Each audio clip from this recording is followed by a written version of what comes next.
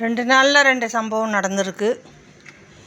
அது என்னன்னு பார்த்தீங்கன்னா, ஒரு பொண்ணுக்கு நல்ல பழகினவங்களே கடை பக்கத்தில் இருக்க நபரே லட்டு கொடுக்குறேன்னு சொல்லிட்டு போயிட்டு இருக்காரு. அவங்க தெரிஞ்சவங்க அப்படிங்கிறதுனால அவங்க கதவை திறந்து விட்டுருக்குறாங்க. கதவை திறந்து விட்டவங்கள என்ன நடந்துச்சுன்னு தெரியல. அவங்கள பாவம் குத்தி இருக்கிறாங்க, வீடெல்லாம் ரத்தம். அவங்க பாவம் உயிர் போராடி இருக்காங்க. அதுக்கப்புறம் பெட்ரோல் ஊற்றி கொளுத்திருக்கிறாங்க. ஒரு நபரை கைது பண்ணியிருக்கிறாங்க. அவர் அவங்கள காப்பாற்ற வந்ததாக அவர் சொல்லியிருக்காரு. ஆனால் காவல்துறை கைது பண்ணியிருக்கு. இன்னொரு பெண்ணு பார்த்திங்கன்னா, பக்கத்தில் தெரிஞ்சவங்களே கோயிலுக்கு போயிட்டு வந்தேன் அப்படின்னு சொல்லிட்டு பிரசாதம் அப்படின்னு சொல்லிட்டு ஏதோ பால்கோவா மாதிரி கொடுத்துருக்குறாங்க. கொடுத்தது இல்லாமல் அவங்கக்கிட்ட இருந்த நகையெல்லாம் எடுத்துகிட்டு போயிருக்காங்க. முன்னாடி சொன்ன அந்த பொண்ணோட கூட நகையை அப்பரிச்சிருக்கிறாங்க. வீட்டில் அவங்க குண்டு மணி இதெல்லாம் கழுத்தில் போட்டிருந்தெல்லாம் சிதறி இருந்திருக்கு. இப்போ இந்த பெண்ணும் ஹாஸ்பிட்டலில் இருக்கிறாங்க. அவங்க கணவர் பேட்டி கொடுக்குறாரு. அவங்க தெரிஞ்சவங்கிறதுனால தான் அவங்க கொடுத்ததை வாங்கி சாப்பிட்ருக்காங்க. இப்போ என்ன யோசிக்க வேண்டியது இருக்குன்னா, பக்கத்து வீட்டில் இருக்கவங்க அக்கத்து வீட்டுக்காரங்களே நம்ம எதிரியாகவே பார்க்கணுமா? ஒரு நட்பாக தானே இத்தனை வருஷமாக பழகியிருப்போம். நட்பாக தானே பழகிட்டு இருக்கோம். அப்போது ஒரு பயத்தை உண்டு பண்ணுற மாதிரி இருக்குது. இங்கேயும் தெரிஞ்சவங்க போய் அந்த பொண்ணை அநியாயம் பண்ணி அவங்க இறந்தே போயிட்டாங்க. இப்போ 2 பசங்க இருக்கிறாங்களாம். அவங்களோட நிலைமை அது. இங்கே அந்த பொண்ணு மருத்துவமனையில் இருக்காங்க. அவங்க கணவர் தவிச்சிக்கிட்டு இருக்கிறாரு.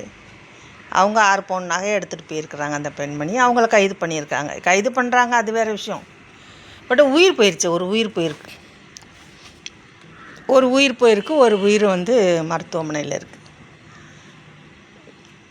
அப்போ இது எங்கே காட்டுது அப்படின்னு சொன்னாக்கா, நம்மளோட பொருளாதாரமா அல்லது தங்க விலை ஏறிடுச்சு, இது ஒரு சின்ன பொருளாக இருந்தாலும் நமக்கு நிறைய பணம் கிடைக்கும் அப்படிங்கிற ஒரு எண்ணமா, இல்லை என்னோடய வறுமைக்கு நான் இதை பயன்படுத்திக்கிறேன் அப்படிங்கிற எண்ணமா, இல்லை சட்டமே தெரியாததா, இல்லை சட்டத்தை மதிக்கலையா குற்றவாளிங்க அப்படின்னு தெரியல. ஏன்னா பெண்கள் பாதுகாப்புக்காண்டி நிறைய சட்டங்கள் வந்துகிட்ருக்குது இன்றைக்கி.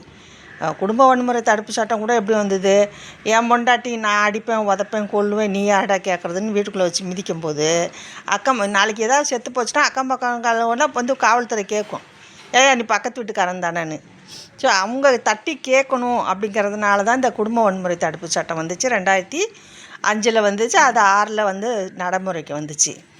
அப்போது நீங்கள் கதவு தட்டி கூட என்ன சத்தம், எங்களுக்கு டிஸ்டர்பன்ஸாக இருக்குது, என்ன பண்ணுற, உன் பொண்டாட்டி அடிக்கிறேன், நான் போலீஸ் ஃபோன் பண்ணிடுவேன் அப்படின்னு சொல்லி தைரியமாக கேட்க முடியும். அந்த பொண்ணை பாதுகாப்பாக வைக்க முடியும். வாம்மா நீ காலையில் வரைக்கும் வீடியோ இருக்கேன், வீட்டில் தங்கச்சிக்க மாதிரி இருமா அப்படின்னு சொல்லிட்டு ஏதோ ஒரு சொல்ல முடியும். பாதுகாப்பு, அது குடும்ப வன்முறை தடுப்பு சட்டத்துக்குள்ளே அந்த பாதுகாம்சம் ஒன்று இருக்குது. தெருவில் அடித்து உதச்சாலும் என் பொண்டாட்டி நான் அடிக்கிறேன், நீ வேண்டாம் கேட்பேன்னா கேட்பேன். தெருவுங்கிறது பொது, இங்கே பொதுமக்கள் யார் வேணாலும் கேள்வி கேட்கலான்னு அந்த குடும்ப வன்முறை தடுப்பு சட்டத்தில் இருக்குது. பெண்களுக்கு இந்த சமூக வலைதளத்தில் பாதுகாப்பு அப்படிங்கும்போது நம்ம தப்பாக மெசேஜ் அனுப்புறது, ஃபோட்டோஸ் அனுப்புறது, இந்த மாதிரிலாம் பண்ணுறது, அங்கேயும் பெண்களுக்கு பாதுகாப்புனா அது ஒரு சட்டம் வந்தது. இப்படி பணியிடங்களில் பாதுகாப்பு, இப்படி ஒவ்வொன்றும் நமக்கு பெண்களுக்கு சந்திச்சு. இப்போ பெண்கள் நம்ம இதெல்லாம் வச்சுக்கிட்டு பாதுகாப்பாக இருக்கோமானா, இப்போ அக்கம் பக்கத்தில் இருக்க தெரிஞ்சவன் மூலியமாக உயிருக்கு உத்தரவாதம் இல்லாத விஷயமாக ஆகிப்போச்சு. ஒருத்தர் மட்டுமே இல்லை, ஒருத்தர் இறந்துட்டா, பெட்ரோல் வேற ஊற்றி கொளுத்திருக்கான். பெண்ணை குத்தி அவனை ஏதோ பண்ணி பாவம் உயிருக்கு அந்தம்மா போராடி இருக்கும் போல் இருக்கு. அவங்களுக்கு ஒரு 45 வயசு என்னமோ ஆகுது. அதுக்கு மேலே பெட்ரோல் ஊற்றி கொளுத்திருக்கான்.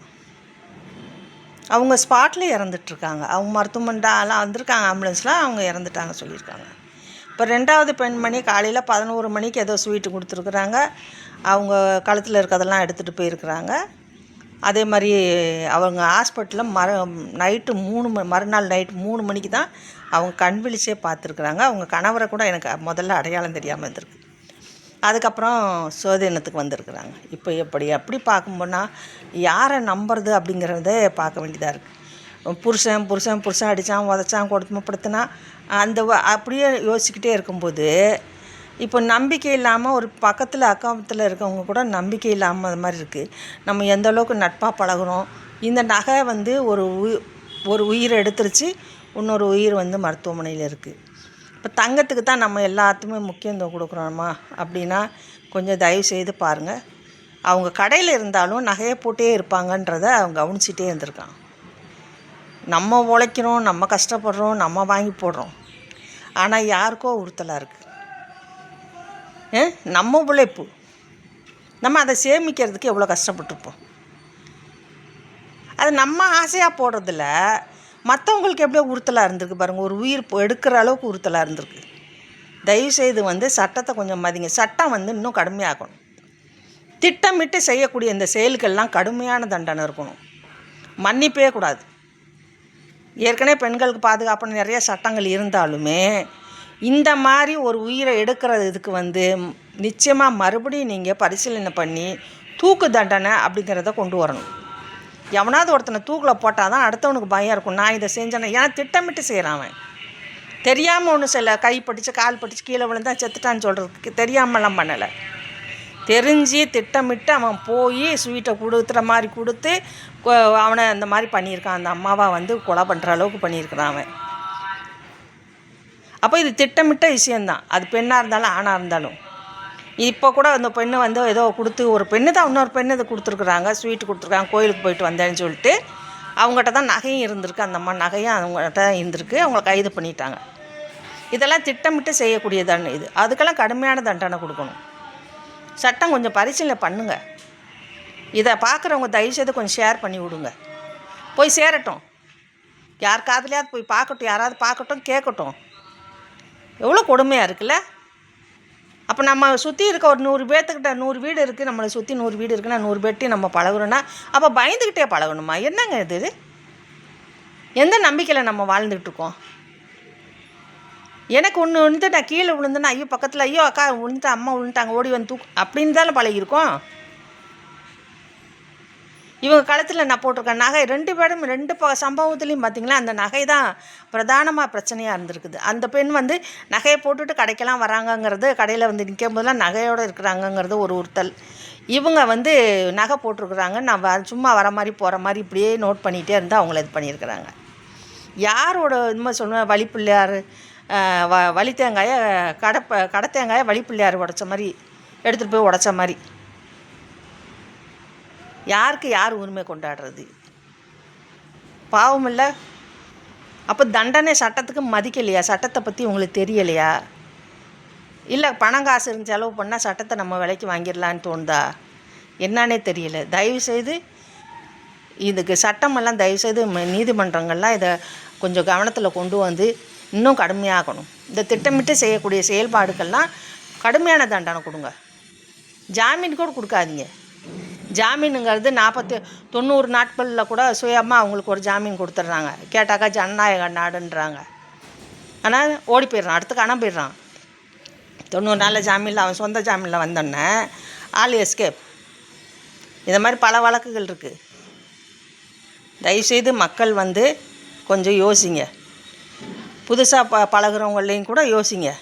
திடீர்னு ஒருத்தர் வீட்டுக்குள்ளே வராங்க போகிறாங்க அப்படின்னா அவங்க வாசலோடு வைங்க, வீட்டுக்குள்ளே விடாதீங்க. என்ன தான் நட்பாக இருந்தாலும் ஃபோன் இருக்குது, ஃபோனில் பேசு. கதவை திறக்காதீங்க. எதாக இருந்தாலும் ஃபோனில் பேசு. நான் கதவை திறக்க மாட்டேன், எனக்கு கொஞ்சம் வேலை இருக்குது உள்ள. கதவை திறக்காதீங்க. நீங்கள் உங்கள் உயிருக்கு உத்தரவாதம் இல்லாமல் இருக்குது. நான் ஆட்சியெல்லாம் குறை சொல்ல, எந்த ஆட்சி இந்த ஆட்சி அப்படியெல்லாம் இல்லை. மனுஷனுங்களோட மென்டாலிட்டி அந்த மாதிரி இருக்குது. என்கிட்ட இல்லை உங்ககிட்ட இருக்குது, அபகரிக்கணும் எப்படியாவது. அந்த மென்டாலிட்டியில் தான் நிறைய பேர் சுற்றிக்கிட்டு இருக்காங்க. அதுதான் இந்த மாதிரி ஒரு சம்பவங்கள்லாம் நடக்குது. தயவுசெய்து புரிஞ்சுக்குங்க. கொஞ்சம் இதெல்லாம் ஷேர் பண்ணி விடுங்க. 4 பேருக்கு தெரியட்டும், கொஞ்சம் யோசிக்கட்டும். யாராக இருந்தாலுமே ஃபோனில் பேசுங்க. இப்போ தான் நமக்கு எல்லாமே உலகத்தையே கைக்குள்ளே வச்சுருக்குறோம், ஒரு மொபைல் ஃபோனுக்குள்ளே. எங்கே இருந்தாலும் நம்ம என்னன்னாலும் பேசலாமே. கதவை திறந்து உள்ளே விட்டு தான் பேசணுமா? தேவையில்லைங்க. அந்த மாதிரி ஒரு நட்பே தேவையில்லைங்க. உயிருக்கு உத்தரவாதம் இல்லாத, நமக்கு பாதுகாப்பு இல்லாத நட்பு தேவையே இல்லைங்க.